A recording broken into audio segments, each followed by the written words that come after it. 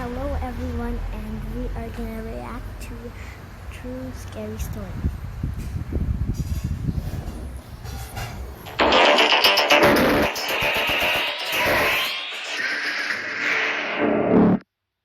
Ang Bear Brand Swap Pack, mas abot tayo na. 10 pesos na lang. Tibay Nation. I could not believe it was finally happening. I was going to meet my mom. The hospital called at 3:30 in the morning to tell my dad that my mom had finally woken up and was asking for him.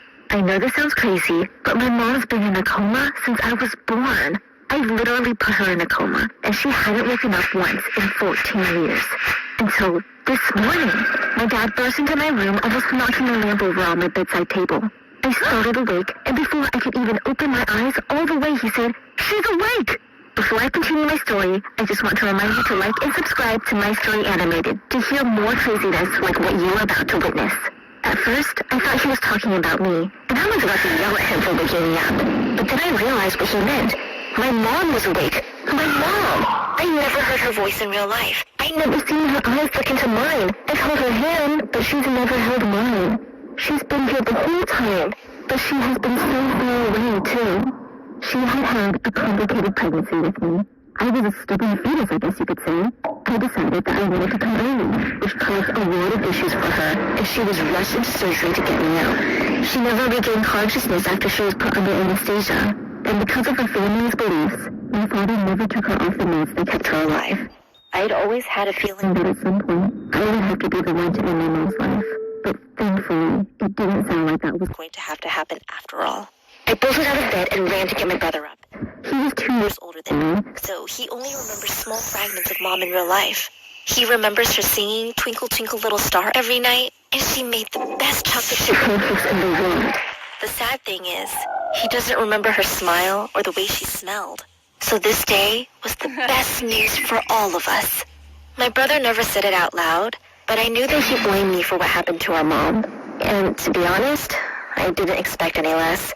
He was nice to me growing up, but I always felt like there was something between us that wouldn't allow us to get closer. He hadn't forgiven me.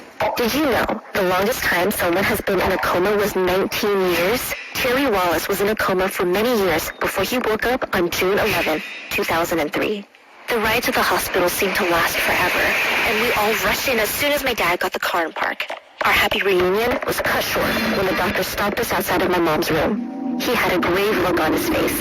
Something was wrong. "She wants to see Emma," the doctor said, and my dad pulled me forward.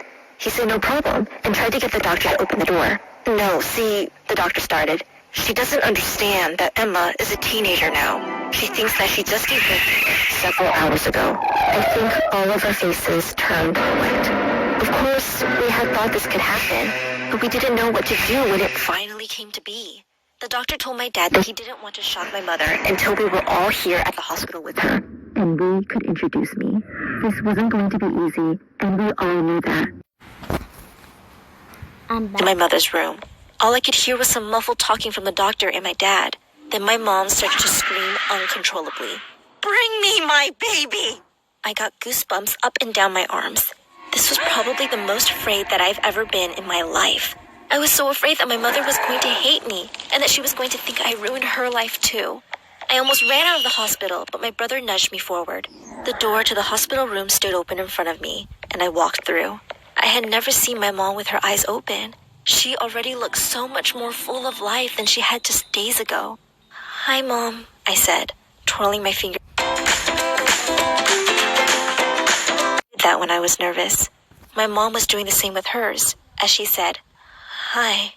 My dad said that it was okay to step closer. I couldn't help but start to cry as I walked up to my mom. She had the same hair color as me, and her eyes were just as blue. My dad had always told me I looked like her, but I never could see it until now. In that moment, I felt like my mom had come back from the dead. I know she'd been here this whole time, but she was as good as gone. I touched her face, and her eyes lit up. It's like she knew it was me. It's like she remembered my soul when she carried me in her stomach. "It is you," she said, and she wrapped me in a humongous hug. We bawled together on the bed for quite some time. Then my mom pulled away from me and wiped her tears. It's so nice to finally meet you.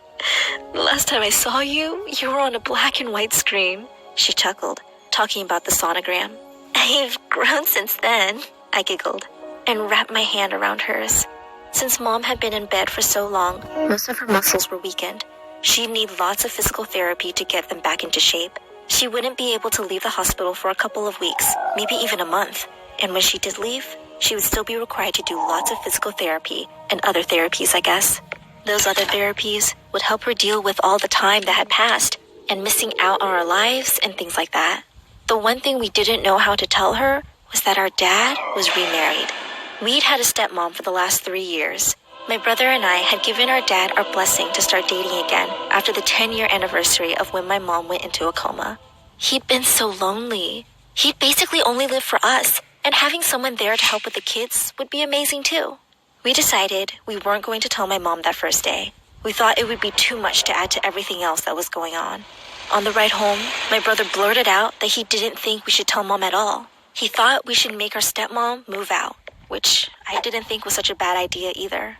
Our dad wasn't going for that. He hadn't fallen out of love with my mom.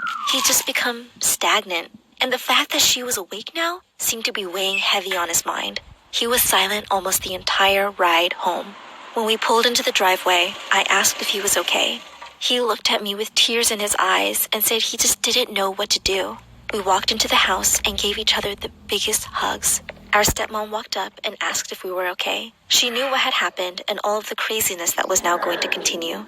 Except she thought that my dad didn't love my mom anymore and that they were actually divorced, when in fact, he never first place. This was going to be hell for sure. Later on that night, while my brother and I were supposed to be sleeping, we snuck down the stairway to listen to my dad and stepmom talking in the kitchen. So what are we going to do? My stepmom was asking. My dad was silent when she continued, saying that obviously we would need to contact my mom's family and have them help out. My dad said we were her family, and she would stay with us. My stepmom hated that idea and suggested that we get a hotel room for her until we could figure something out. That's when he dropped the bomb. We're still married, he blurted. My stepmom nodded. Yes, we are, and I have every right to say what happens in this house. He gave my stepmom the side eye and said, No, I mean that I'm still married to her. So we aren't even legally married? My dad shook his head. I could tell he was crying again. My stepmom let out the biggest scream I'd ever heard. I think it blew out my eardrums. With ears ringing, my brother and I rushed down the stairs when my stepmom was slinging horrible words at my father, her face in a red rage. Her things were packed within a few hours, and she was off to her sister's house.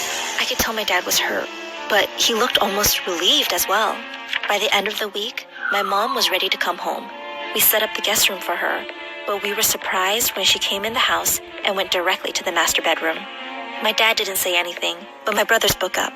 He told her to put her things in the guest room, and she looked hurt. It's okay, Mom. You can sleep in the master bedroom tonight, I tried to assure her. Tonight? It's my bed, my house. She looked confused and worried. Then she asked where our stepmom was. We told her she left, and I don't know if I saw relief on her face or terror. We all helped her get settled in the bed, and she took a nap while we discussed how we were going to introduce my stepmom to my mom. However, not long after,